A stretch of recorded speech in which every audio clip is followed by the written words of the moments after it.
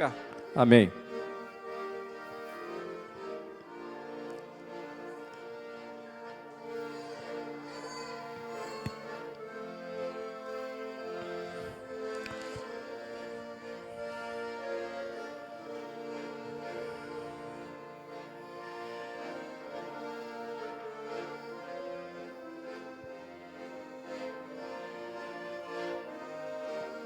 Aleluia.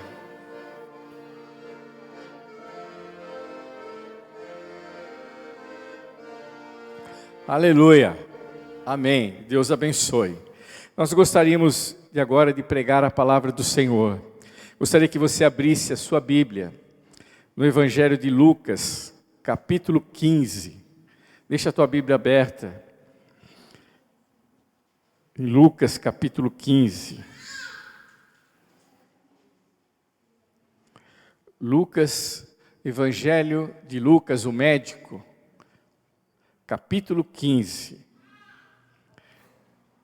versículo de 25 em diante. Uma passagem extremamente conhecida. É a palavra do filho pródigo. Quantas vezes você já ouviu essa palavra? Quantas vezes já foi pregado? Quantas vezes eu mesmo já preguei sobre o filho pródigo? O Senhor colocou no nosso coração uma palavra, talvez que possa diferenciar um pouco essa parábola, possa falar ao meu e ao seu coração. É sobre isso que nós vamos pregar nessa noite. Nós temos aqui vários irmãos assistindo pela internet. Nós saudamos os irmãos aqui, a irmã Silvia, o irmão Theo, quem mais? A Sheila, a Thalita, a Manuela, a Ruth também, que está assistindo em casa, o irmão Everton, o Adriano, a irmã Rosa, que assiste lá em São José do Rio Preto, a mãe do Adriano. Temos outras pessoas aqui também, o Juninho, o Oswaldo Júnior, né? Então nós temos aqui esses irmãos que estão nos acompanhando pela internet. Olha o que está escrito, irmãos, no versículo de número 25. O filho mais velho... Desculpe. Vamos ler do versículo 11 em diante, por favor. A palavra do filho pródigo. Versículo 11. É um pouquinho mais longa, mas eu prefiro ler todo o texto para que nós possamos contextualizar. Jesus continuou, certo homem tinha 2 filhos. Jesus continuou. Ele disse antes dessa parábola, ele contou outras 2 parábolas. Mas aqui ele começou a entrar nessa do filho pródigo. Ele fala, certo homem tinha 2 filhos. O mais moço dele disse ao pai, pai, dá-me a parte dos bens que me pertence. E o pai repartiu os bens entre os 2. Poucos dias depois, o filho mais novo, ajuntando tudo, o que aconteceu? Partiu para uma terra longínqua e ali desperdiçou os seus bens, vivendo dissolutamente. O que significa essa palavra? Vivendo de uma forma sem nenhuma regra, pecando e não se preocupando de estar pecando. A forma dissoluta. Tendo ele gastado tudo, houve naquela terra uma grande fome e começou a padecer necessidades. Então ele foi e se chegou a um dos cidadãos daquela terra, o qual o mandou para os seus campos apacentar porcos. E ele desejava encher o estômago com as alfarrobas que os porcos comiam, mas ninguém lhe dava nada. Ele estava faminto, irmãos. Ele tinha gasto toda a sua fortuna de forma leviana, pecando, gastando bebida, com tudo, prazeres, tudo aquilo que ele tinha vontade de fazer. A sua carne, ele saciou de todas as maneiras. E agora ele estava sem dinheiro, passando fome. Então, caindo em si, ele disse, quantos trabalhadores de meu pai têm abundância de pão? E eu aqui pereço de fome. Levantar-me-ei e irei ter com meu pai e dir-lhe-ei: Pai, pequei contra o céu e perante a ti. Já não sou digno de ser chamado teu filho. Faze-me como um dos teus trabalhadores. Então, levantando-se, foi para seu pai. Quando ainda estava longe, viu o seu pai e se moveu de íntima compaixão. O pai se moveu de íntima compaixão e, correndo, lançou-se-lhe ao pescoço e o beijou. Dá para você ter ideia da alegria daquele pai de ver aquele filho retornar, sujo, faminto, talvez ali totalmente com as roupas destroçadas, como um mendigo. Mas o pai correu ao encontro dele e o beijou. E o filho lhe disse: Pai, eu pequei contra o céu e perante ti, e eu já não sou digno de ser chamado teu filho. Mas o pai disse aos seus servos: Trazei depressa a melhor túnica, e vestiu-o com ela, e pondo-lhe um anel na mão e sandálias nos pés. E trazei também o bezerro cevado, e matai-o. Comamos e alegramo-nos. Comamos e alegramo-nos. Até aqui, essa passagem, ela fala sobre aquele filho que pegou a fortuna do pai, pediu a sua herança antecipada, não esperou o pai morrer, como é o normal, né? O normal, o que acontece com as nossas vidas? Quando os nossos pais falecem, os bens deles passam para nós, é nossa herança, pertence a nós.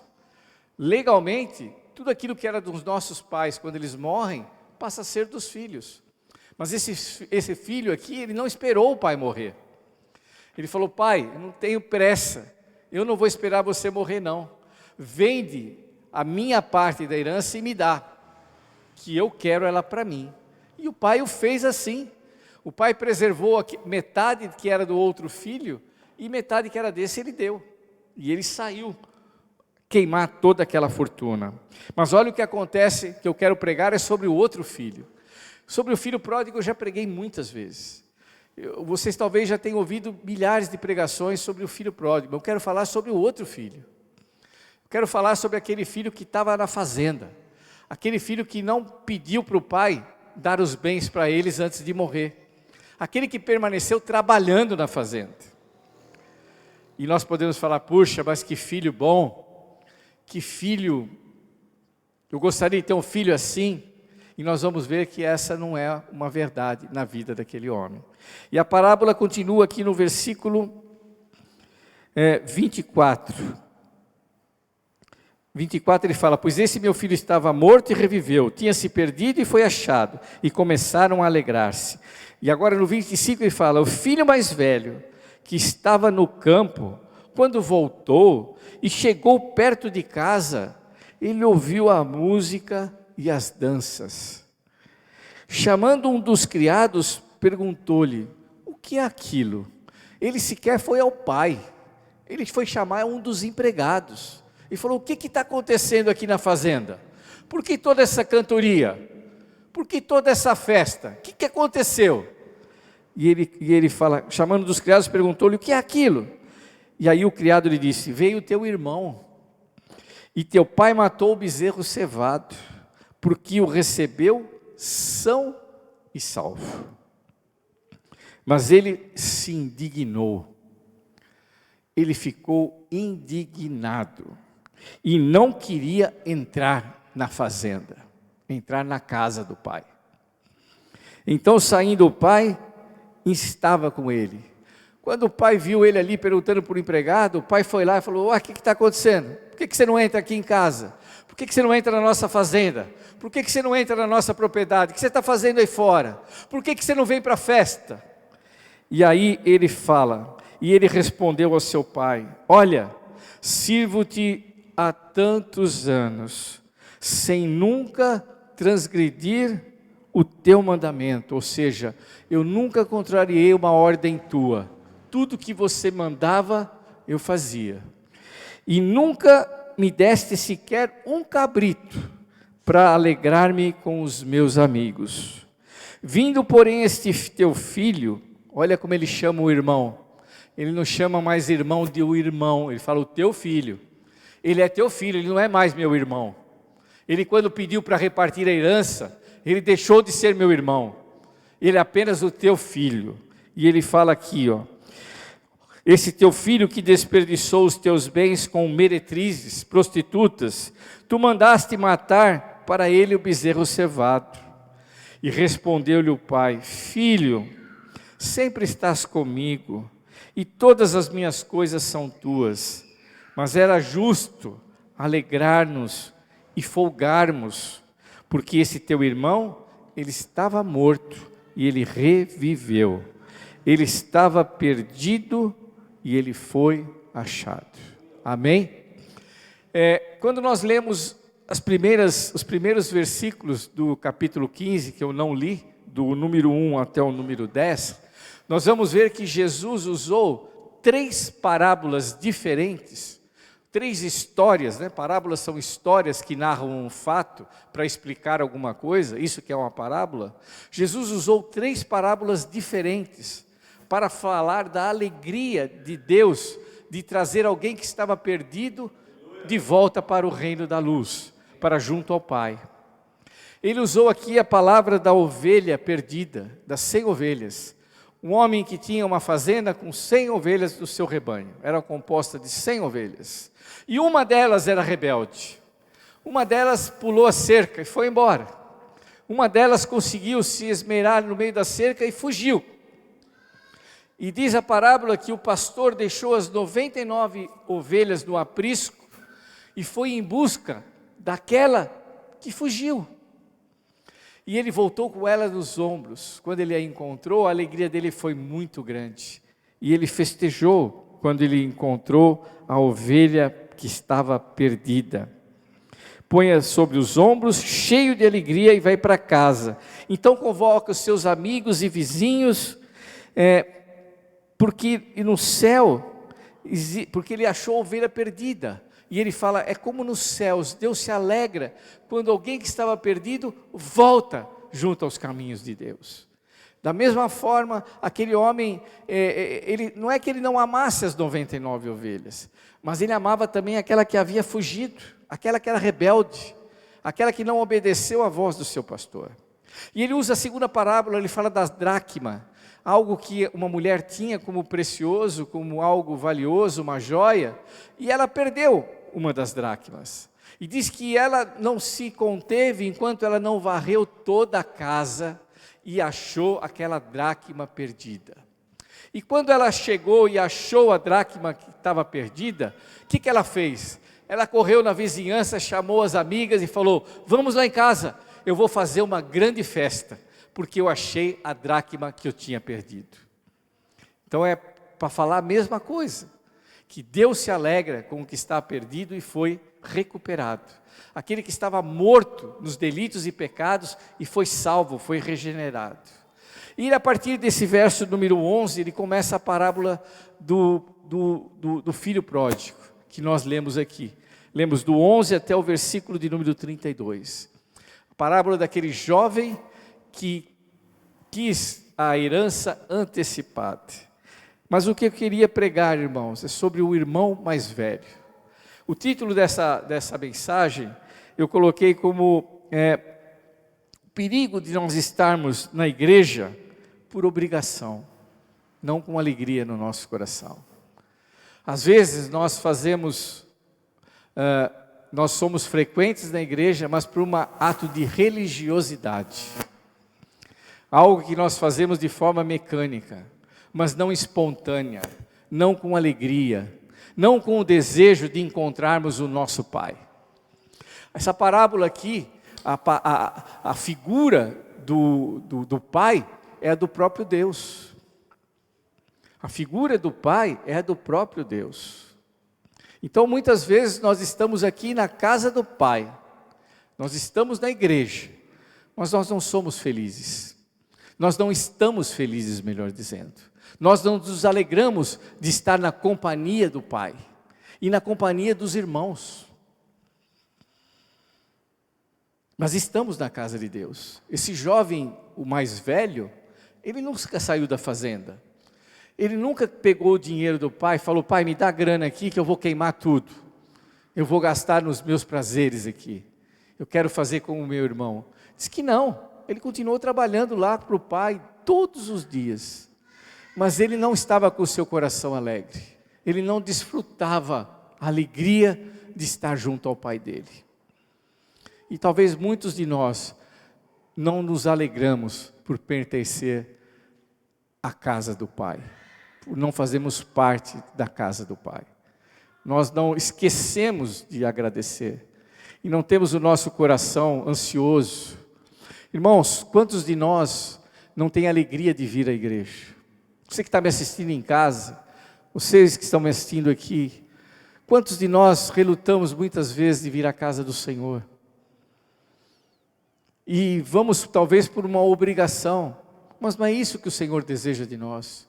Não é essa a vontade de Deus para mim e para a sua vida. É sobre isso que eu gostaria de pregar, sobre algumas verdades que nós encontramos nessa parábola aqui. Algumas verdades. Eu gostaria de destacar a primeira delas, é que o mais velho, o filho mais velho, vivia dentro da igreja, dentro da casa do pai. Mas ele desobedeceu os 2 principais mandamentos. Quais são os 2 mandamentos que o Senhor Jesus Cristo nos deixou? Moisés, quando recebeu do Senhor, ele recebeu 10 mandamentos. Conhecemos todos eles. Mas o Senhor, quando veio à terra, o Deus pisou nessa terra, ele deixou 2 mandamentos para nós. O primeiro é que nós amássemos a Deus sobre todas as coisas. Esse é o primeiro. Ou seja, que nós tivéssemos comunhão com o Pai, com o dono da fazenda. A figura aqui é do dono da fazenda. Que nós tivéssemos comunhão com Ele e amássemos Ele com todas as nossas forças. Todas as forças do nosso coração. E o segundo mandamento é que nós amássemos também aos outros irmãos, os próximos. Que nós amássemos ao próximo como a nós mesmos. Esse é o segundo mandamento. E esse filho mais velho não conseguiu amar o seu irmão que caiu no mundo, que foi para o mundão, que viveu no pecado. Ele não conseguia mais ter amor por ele, ao ponto de não chamá-lo mais de irmão. E fala, quando queria se referir à figura do irmão mais novo, falava: aquele teu filho. Ele é teu filho, ele não é mais meu irmão. Então, quando nós estamos dentro da casa do Pai, mas desobedecemos esses 2 mandamentos da lei de Deus, amar a Deus e amar o próximo, nós estamos na igreja, nós estamos junto ao Pai, mas nós não somos mais fiéis ao Senhor. Não temos o Senhor como Deus da nossa vida. Aleluia. Ele está irado com o Pai. Você vê aqui quando ele fala, ele chega ao pai, ele inquire a Deus, ao seu pai: por que você mandou matar novilho cevado? Por que você está tão alegre por aquele que gastou toda a nossa fortuna? Queimou toda a fortuna que era tua, que você deu para ele. Por que você está tão feliz? Eu que estou aqui sempre trabalhando com você, você nunca matou um cabrito para mim. Por quê? Aleluia. Essa é a primeira verdade que nós temos aqui. Que nós temos que amar a Deus em primeiro lugar e amar o nosso próximo. E o nosso próximo não é apenas aquele que está aqui na igreja, não, irmãos. Nós temos que tomar muito cuidado com isso. É quando vem o bêbado aqui na igreja, é quando vem o mal cheiroso aqui na igreja, é quando vem a prostituta aqui na igreja, é quando vem o ladrão aqui na igreja, é quando vem o adúltero aqui na igreja. Pessoas que não são do nosso convívio, que não têm uma vida aparente de santidade, nós temos que amar também essas pessoas. Nós não podemos fazer como o filho mais velho, e relegar, e não participar da festa, não se alegrar, mas que nós possamos fazer como o Pai, receber a essas pessoas com amor, porque é dessa forma que o Senhor nos recebeu. Nós não somos diferentes da prostituta, nós não somos diferentes do ladrão, nós não somos diferentes daquele que matou. todos nós somos pecadores. São diferentes pecados, mas todos nós somos pecadores. Mas o nosso pecado não impediu que Deus nos amasse. E também não impedirá que nós amemos aos outros. Aleluia. Vemos no versículo 29, sem jamais se transgredir uma ordem. Ele se coloca ali como o perfeito. Ele se coloca ali como aquele cristão, irmãos, perfeitão, santão. Aquele que não tem pecado. Irmãos, todos nós somos pecadores. Todos nós. Começar do pastor, não existe hierarquia ao pecado. Todos, a Bíblia fala que todos pecaram, todos carecem da misericórdia e graça do Senhor. Todos nós somos pecadores. Aleluia. A segunda verdade é que o irmão mais velho vive dentro da igreja, dentro da casa do Pai, mas está confiando na sua própria justiça. Ele se achava santo, mais santo que o outro irmão. Mais santo porque ele permaneceu junto ao Pai na fazenda. Mas aqui nessa parábola nós vemos que tanto um quanto o outro eram amados do Pai. Tanto aquele que permaneceu trabalhando na fazenda, quanto aquele que saiu pecando, o Pai amava da mesma maneira. E quando ele retorna, aquele filho pródigo, aquele filho que caiu no pecado, ele o ama da mesma maneira daquele que nunca saiu da casa. Aquele que esteve sempre junto ao Pai.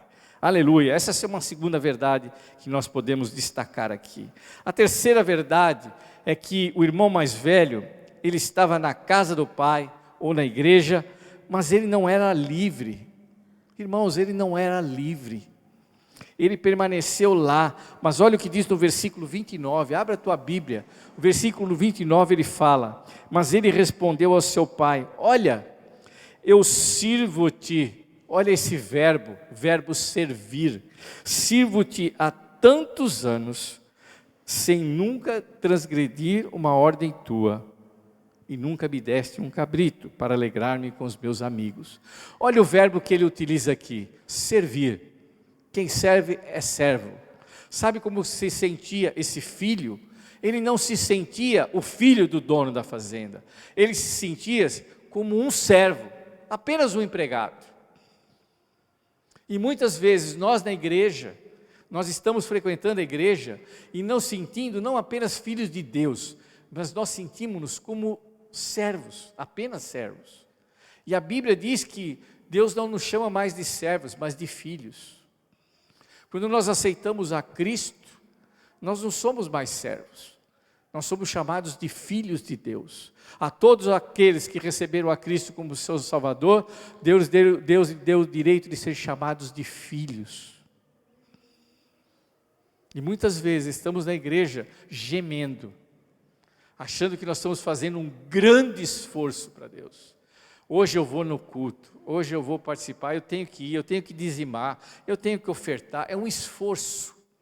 É algo que a gente faz, parece que, porque a gente é obrigado a fazer. E isso é errado, irmãos. Nós temos que servir ao Pai com alegria no nosso coração. Não porque nós somos servos, mas porque nós somos filhos. Aleluia. Isso que nós temos que aprender. Aleluia. Às vezes esse servo, esse filho mais velho, ele passa uma impressão de que ele tinha medo do pai. Ele obedecia ao pai, ele cumpria todos os mandamentos, todas as ordens, porque ele tinha medo do pai. E você pode falar, mas pastor, a Bíblia não fala que nós temos que temer a Deus? É verdade. Quando nós vivemos uma vida longe do temor de Deus, é muito perigoso para nós. Porque significa que nós temos liberdade de pecar, e não temos medo de pecar, e não temos medo da consequência do pecado. E a consequência do pecado, a Bíblia fala que é a morte. Quando nós pecamos, a consequência final do pecado é a morte.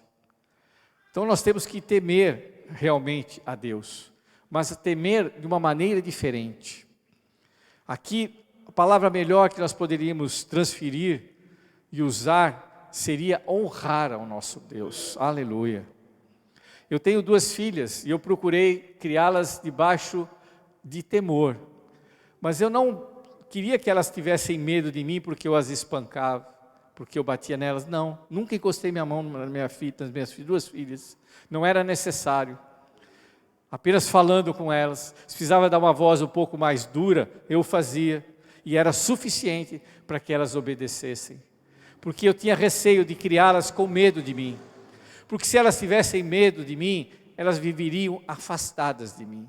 Elas não teriam prazer de ficar perto de mim. O que eu procurei fazer é que elas me honrassem e me amassem. Para que elas me obedecessem, não por medo, mas por amor a mim. Que elas fizessem de tudo para me alegrar.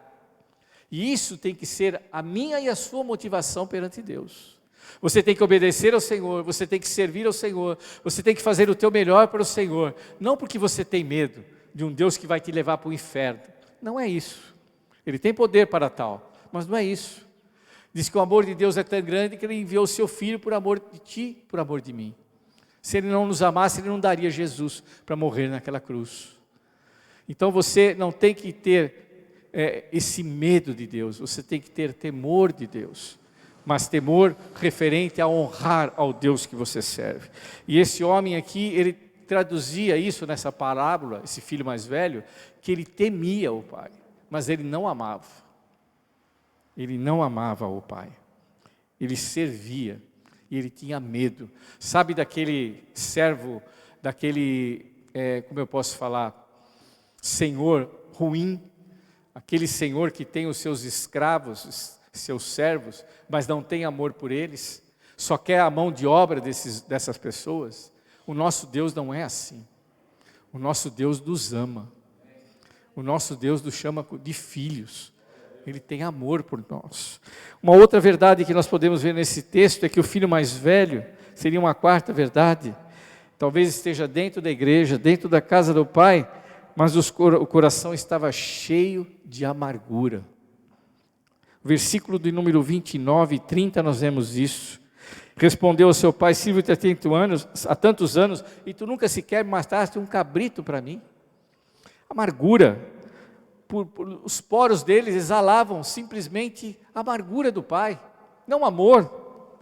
Vindo, porém, esse teu filho que desperdiçou os seus bens com meretrices, tu mandaste matar a ele o bezerro cevado. Olha que ele estava esperando do pai um tratamento diferenciado para ele. Ele que ficou ali presente na fazenda, ele queria ser tratado de forma diferenciada. Mas para o pai não há diferença entre filhos. Aquele filho que se arrependeu e voltou, ele recebeu com a maior alegria, como aquele que nunca saiu de perto de si. Diz a palavra de Deus que ele colocou um anel nos dedos dele. O anel significava autoridade. O anel significava: olha, esse rapaz que está aqui, todo sujo, como um mendigo, ele não é mendigo, ele não é ninguém, ele é meu filho. E eu estou dando o anel para ele, para mostrar que tudo que tem aqui, nessa fazenda, é dele também. É isso que o Senhor faz conosco. O Senhor coloca os chinelos, Ele fala que deu sandálias. O que diferenciava os servos dos senhores, eram as sandálias dos pés. Os servos andavam descalços. E Ele mandou: coloca logo a sandália no meu filho. Coloca logo a sandália nele. Pega a melhor túnica, a melhor roupa que tem lá no armário, vai lá buscar e coloca nele, porque ele é meu filho. Ele estava morto, mas ele voltou à vida, e eu o amo, eu o perdoo, ele continua sendo meu filho. Aleluia. Irmãos, eu tenho que aprender com esse servo mais velho. Esse servo mais velho não serve de exemplo para mim e para você. Serve sim para nós meditarmos que muitas vezes estamos levando uma vida de religiosidade, mas não uma vida de alegria de servir ao nosso Deus. Não temos prazer de estar na casa do Pai. Uma outra verdade que nós podemos ver aqui, uma quinta verdade, eu vou resumir, tem mais coisas, mas eu vou resumir, que esse filho mais velho vive dentro da igreja, vive na presença do Pai, mas ele anda como um solitário. Versículo de número 31 nos dá uma impressão sobre isso. Respondeu o pai: filho, tu sempre estás comigo, e todas as minhas coisas são tuas. O filho não sentia que ele estava com o pai. O filho mais velho se sentia sozinho dentro da fazenda. Ele não tinha comunhão com o pai. E muitos de nós, muitos dos que estão me ouvindo em casa, os que estão aqui presentes, muitos de nós, muitas vezes, nós nos sentimos solitários. Nós não sentimos a presença do Pai conosco. Nós não sentimos a presença do Espírito Santo de Deus conosco. E o Senhor hoje nos exorta, o Senhor nos chama a atenção, que nós temos que nos alegrar e nunca nos afastar daquele que nos amou, é o Senhor. Não temos que sentir como esse filho, que não tinha alegria de estar na presença do Pai. Essa é uma outra verdade aqui.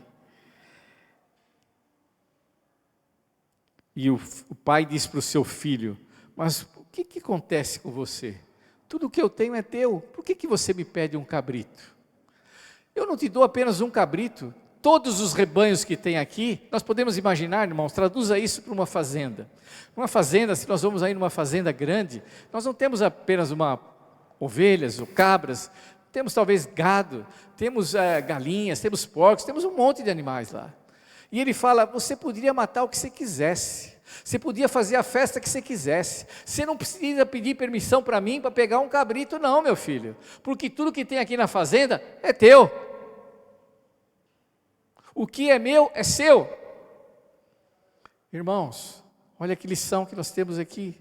Tudo que nós temos ao nosso dispor, a paz de Deus, a presença do Espírito Santo sobre nós, a alegria do Espírito Santo do Senhor sobre a nossa vida, está tudo à nossa disposição.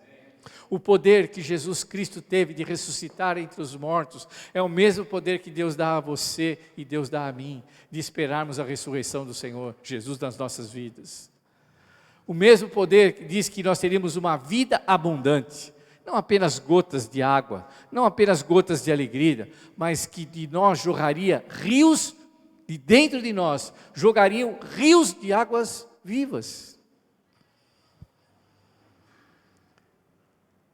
Se você está na presença do Pai, você tem todas essas coisas, aleluia. Você não se sente só, aleluia. Glórias a Deus. Nós precisamos ter um relacionamento real com o Senhor, não apenas de palavras, não apenas externamente. Tenho aprendido que, irmãos, você pode enganar o pastor, você pode enganar a sua mulher, você pode enganar a sua família, você pode enganar todas as pessoas, mas você não pode enganar a Deus. Aquilo que vai dentro do teu coração, o Senhor sonda os nossos corações. Às vezes nós não pecamos. Esse filho pródigo, esse filho mais velho não pecou, aparentemente.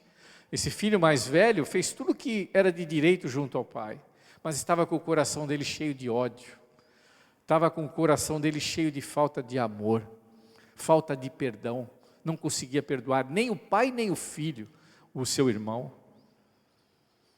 não conseguia conceder perdão. Então, preste atenção, irmãos, nós podemos enganar a todos, nós podemos passar pela régua, que eu costumo dizer, da legalidade. Eu tinha um tio que falava isso: para que você vai na igreja? Eu era jovem, tinha 16, 17, 18 anos, quando eu comecei a namorar com a Sônia com 18 anos, e a gente saía no domingo, fazia churrasco na casa dele, e a gente falava: vai rápido com o churrasco, eu tenho que ir para a igreja.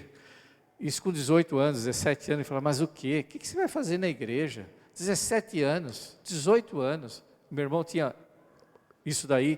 O que vocês vão fazer na igreja? Vai gozar a vida, vai para a farra, vai aproveitar a vida é curta, a juventude passa rápido. E a gente tinha cultos de domingo à tarde, a gente às vezes passava o domingo pintando a igreja, ele não se conformava com isso. Vocês estão perdendo tempo.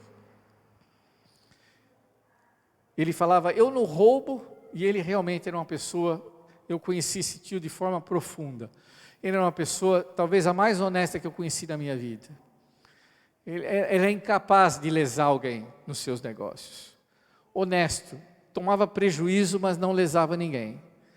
Uma pessoa que tinha a vida familiar só para a família, só para a mulher e para os filhos. E ele falava, a minha religião é essa, a minha doutrina, a minha regra de fé, eu creio nisso, eu sou um homem bom, e para mim é o suficiente. Então muitas vezes nós fazemos isso aqui na igreja. Aí eu vou na igreja, eu presto culto, eu assisto o culto do domingo, eu dizimo, eu oferto, estou tranquilo. Irmãos, o que nós precisamos ter é relacionamento com o nosso Pai. Se nós passarmos a régua da legalidade, para isso, se você perante o pastor, você vai ser um ótimo membro da igreja. O pastor vai olhar para você e falar, puxa, mas que jovem, mas que mulher, uma mulher de Deus, um homem de Deus. Mas às vezes você é incapaz de perdoar outra pessoa. Às vezes você tem mágoas no coração que você fala, nunca consigo perdoar essa pessoa. Essa pessoa que fez mal para mim, eu não perdoo. Isso o pastor não consegue ver. Mas aquele que sonda os corações, ele vê. E é isso que nós temos a esse que nós temos que prestar contas. É essa a verdade. E a última que a gente poder terminar. É aquele filho mais velho que vive dentro da igreja, mas vive também aqui na casa do pai, não se sente dono do que é do pai. Essa é uma das maiores verdades. Tudo que Deus tem por nós, tem para nós, está à nossa disposição. Basta nós crermos na vida abundante que Deus prometeu nos dar. Deus falou que nós teríamos lutas, nós teríamos batalhas, mas Jesus também falou, tem de bom ânimo, porque eu venci o mundo. E vocês poderão ter vida e vida com abundância. No Evangelho de João, Jesus fala isso. Vocês terão vida e não uma vida qualquer, não uma vida desgraçada, não uma vida sem alegria. Você vai falar, poxa, só posso ser feliz se eu tiver dinheiro, se eu tiver saúde. Não, você pode ser feliz sem nada disso, se você desfrutar da paz de Jesus Cristo, se você desfrutar da alegria do Senhor na tua vida. Porque se fosse assim, os milionários não morreriam com tiros na cabeça. Os milionários não se enforcariam. Os milionários não tomariam remédios até morrerem. Os milionários com saúde, saudáveis, não dariam cabo das suas vidas, não se julgariam de pontes. Então, para que nós sejamos felizes, não há necessidade de tudo isso. O que nós necessitamos simplesmente é nos apropriarmos daquilo que é nosso, que o nosso Pai nos dá. Porque se é do Pai, é nosso também. Amém? Nós possamos levar isso para a nossa vida. Pare de viver, irmãos, como um mendigo, miseravelmente, quando tudo é teu. Às vezes nós levamos uma vida de miseráveis, quando nós temos à disposição tantas coisas, tantas bênçãos na nossa vida. Você tem vivido, como você tem vivido? Essa é a pergunta que eu faço para você. Vida abundante ou apenas gotas? Você tem rios de água viva para poder saciar a tua sede. Mendigando alegria, quando você tem plantado a alegria, aleluia. Você tem a plenitude da alegria. Plenitude significa o ponto máximo da alegria. Amedrontado e sem paz, aleluia. Aleluia. Quando você pode desfrutar de toda a paz que Deus coloca no teu coração. Jesus falou, eu vos dou a minha paz. Não a paz que o mundo dá. Essa paz, eu e você, nós podemos ter. A paz que Jesus coloca no nosso coração. Paz, irmãos, não é a ausência de problemas. Paz é a presença de Deus durante os nossos problemas. É Cristo no barco, mesmo quando a tempestade está forte. Isso significa paz. Aleluia. A palavra termina com o filho mais novo, irmãos, se alegrando na casa do Pai. Eu termino aqui a minha pregação. Nós temos aqui um contraste muito grande dessa palavra. Nós vemos que o filho mais novo, ele pede perdão ao pai, se lança ali nos braços do pai, o pai o recebe, o beija. O que eu acho lindo nessa passagem é que O pai não faz a menor cerimônia para receber aquele filho pecador. Ele corre aos braços, abre os braços e o recebe com amor. E eu tenho aprendido também isso, que é necessário que o filho, que é pródigo, ele volte. O pai não saiu para buscar ele no mundo, não. Ele esperou o filho voltar. A gente não observa isso na parábola muitas vezes. O Senhor tem colocado isso no meu coração. Se eu peco, se eu caio, cabe a mim correr ao pai e pedir perdão. Não é esperar apenas que o pai me perdoe. A parte de recorrer e voltar para casa é do filho pródigo. Você que tem que se arrepender. Você que tem que correr. Eu que tenho que correr junto ao pai. O pai vai estar com os braços abertos para me receber. E nós terminamos a parábola vendo que terminou em festa. Eles foram comer um belo de um churrasco. E todos ficaram alegres. Mas a parábola termina sem dizer uma palavra do filho mais velho. Aqui a parábola termina não explicando para nós. O filho mais velho talvez tenha ficado de fora da fazenda. E não se arrependeu da sua amargura, do seu ódio, da sua indiferença para com o pai e permaneceu fora da festa. Muitas vezes nós lemos a parábola e nos apercebemos disso. Que nós possamos fazer diferente do filho mais velho. Que nós possamos ir para a festa e nos alegrarmos, porque aquele que estava perdido voltou. E nós nos alegramos porque hoje ele está conosco na fazenda. Amém? Ele está conosco na casa do Pai. Vamos ficar de pé, que você possa meditar nessa palavra na sua casa. Foi a palavra que o Senhor colocou no meu coração. A palavra que muitas vezes nós temos que tomar cuidado com a religiosidade. Apenas com o hábito de frequentar a igreja, mas sem a alegria de frequentar a igreja. Que você possa fazer como Davi, como nós lemos no início desse culto. O meu desejo é que todos os dias eu esteja na casa do Senhor. E quando eu falo casa, não é parede, tijolo, esse local aqui. É na presença do Pai. É na presença, é lá no seu lar mesmo. É no seu trabalho, aonde você estiver. Que você possa se alegrar de estar na presença de Deus Todo-Poderoso. Amém? Os irmãos entenderam a pregação, ela é simples. Tantas vezes você ouviu sobre essa palavra. Mas talvez você tenha necessidade, como eu, de ouvir que eu não posso me afastar do Pai. Tudo que o Pai tem é meu, graças a Deus. Tudo que o Pai desejou para mim, eu posso usufruir. Eu não estou roubando ao meu Pai. É do meu Pai, é meu também. Quando a minha filha vem na minha casa, ela não pede permissão para abrir minha geladeira, para pegar uma fruta, um doce lá dentro. Porque o que está lá dentro é dela. Ela simplesmente vai, pega e come. Que eu e você tenhamos a mesma liberdade de estar na presença do Pai e nos alegrarmos, aleluia, nos alegrarmos de pertencer ao Senhor, amém? Nós gostaríamos de orar sobre essa palavra.